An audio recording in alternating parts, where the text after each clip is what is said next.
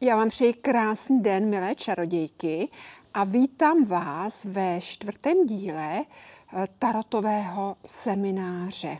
Mám tady připravené tarotové karty a dneska si uděláme díl, kdy se naučíte vykládat na buď partnerské a nebo normálně vztahové záležitosti. Tak se hezky uvolníme a pustíme se do toho. Ano, jak vidíte, mám tady už připravený tarot magie drůdů, ale vy samozřejmě můžete mít tarot, který je váš oblíbený, který s vámi rezonuje. A ještě tady upozorním, můžete mít, prosím vás, jakýkoliv tarot, kde jsou zároveň v tom tarotu i dvorní karty, jak jsme se již učili v minulých lekcích. Sejmu na 3 hromádky, vidíte to, ty 3 hromádky zase takhle dám na tu 1 hromádku. A úvodem, než začneme karty pokládat, tak řeknu. Základní výklad je na 7 karet. Jsou položené tak, že na levé straně, což je lehké pro zapamatování, tam, kde je srdce, budeme pokládat karty na člověka, na kterého se ptáme. Karty po pravé straně zase ukazují tazatele. Ukazují vás, anebo ukážou toho, kdo se ptá, kdo pokládá ty otázky. Ano, takže prvním výkladem začínám zleva, kde máme tady srdíčko. A tady položím 3 kartičky. Tak zase od zhora, vždycky pokládáme karty od zhora dolů. Tak, ta první karta je tady v čele a další karty budu pokládat na pravou stranu, čili na stranu tazatele. Hodně záleží na tom, jestli v těch kartách se vám objevují dvorní karty, také jsme se to už učili v minulých dílech, že dvorní karty nám vždy zobrazují buď dané situace a hlavně nám zobrazují osoby, prostě nám zobrazují lidi.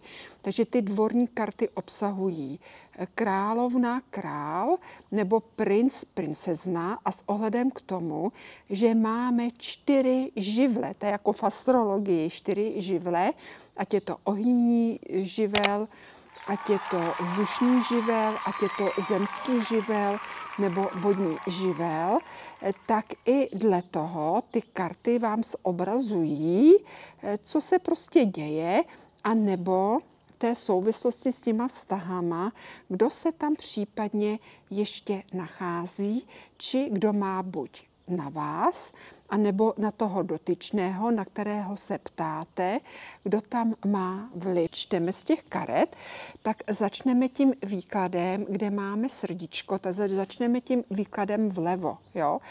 A tady mi padla kartička, mi přišla vodní karta, která je spojená s city, a je to karta 5 pohárů. A vlastně je to taková karta smutku.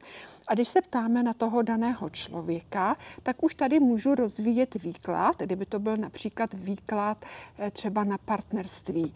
Tak je tady vidět, že například ten dotyčný, nebo ta láska, nebo ten člověk, že je velice smutný, že je velice vyhořelý, je to i karta vyhořelosti, je to karta smutku, je to karta i psychiky, ale zároveň je to i karta, která v zásadě i ukazuje, že případně ten člověk může přemýšlet buď o rozvodu, nebo o nějakém odchodu, prostě je mu vysloveně smutno. Je to karta i určitého žalu. Ještě tady doplním i tu 3.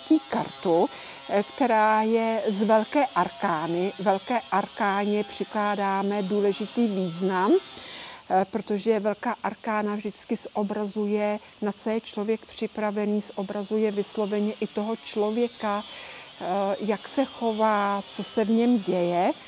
A je to karta číslo 15 velké arkány a je to karta ďábla. Jo.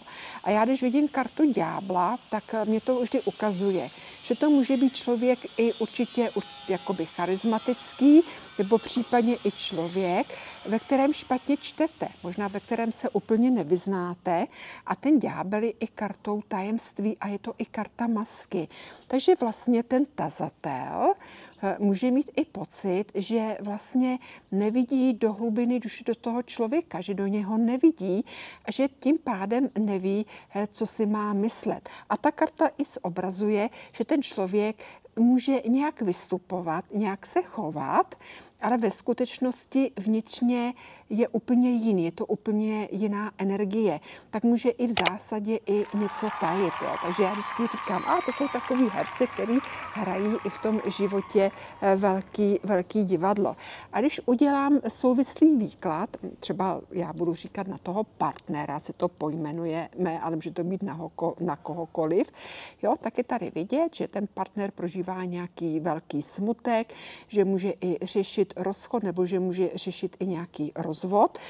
Pak je tady vidět karta, že je velice materiálně založený a že v tom životě jsou pro něj velice důležité buď nějaké postavení, dobré postavení, výhodné postavení, ať je to i pracovní, ale hlavně zajištěnost a peníze. Když se budu dívat na pravou stranu, protože to je tazatel, nebo případně to jste vy tazatelé, tak opět mi tady stojí dvorní kartička a to je kartička ženy, dámy. Jo? Takže pak, když se táže na to žena, tak to zobrazuje i tu ženu. Jo? Pak, když se táže muž, tazatel je muž, tak to zobrazuje, že ten muž má vedle sebe partnerku a že vlastně i on je zadaný. Pak je tady karta srdcová desítka. Ta karta ukazuje u toho tazatele, že je pro něho důležitá rodina, že je pro něho důležité zázemí a hlavně i velice moc důležitá láska.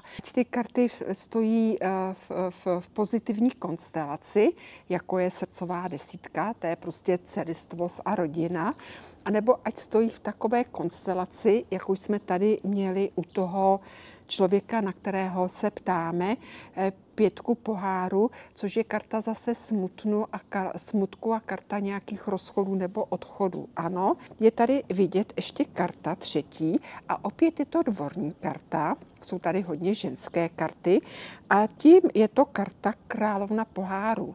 Vlastně tady ty kartičky, ty královny, i u těch tazatelů můžou i zobrazovat maminku, nebo babičku, nebo nějakou třeba starší osobu, u které můžou cítit bezpečí.